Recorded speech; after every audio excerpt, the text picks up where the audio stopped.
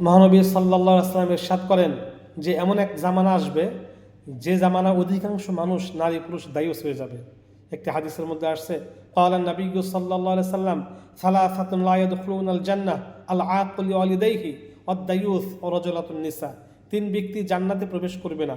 মা বাবার অবাধ্য সন্তান কখনো জান্নাতে প্রবেশ করবে না। দায়ুস ব্যক্তি ওই পুরুষ দায়ুস যে স্বামী বা যে পুরুষ স্বীয় স্ত্রী বা পরিবারের অধীনস্থ কোনো মহিলাকে সোনা বেগানা পুরুষের সাথে মেলামেশা করতে দেয়, বেপর্দা চলাফেরার সুযোগ বা অনুমতি দেয়, শক্তি সামর্থ্য থাকা সত্ত্বেও তাতে কোনো প্রকার বাধা দেয় না, শরীয়তের পর্দা বা বিধান লঙ্ঘন করতে বাধা দেয় না, সেই পুরুষকে দায়ুস বলে।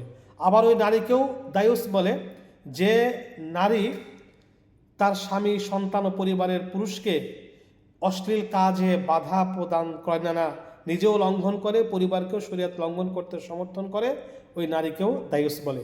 তাই নারী পুরুষ উভয়ে দায়ুস হতে পারে।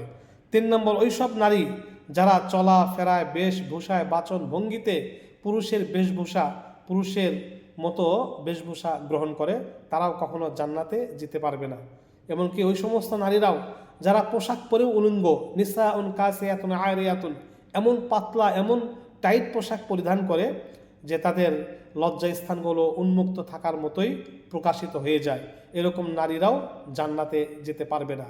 তাই আল্লাহ রাসূলের সেই 3 ব্যক্তি জান্নাতে যাবে না, এ থেকে আমরা অবশ্যই বিরত থাকার চেষ্টা করব।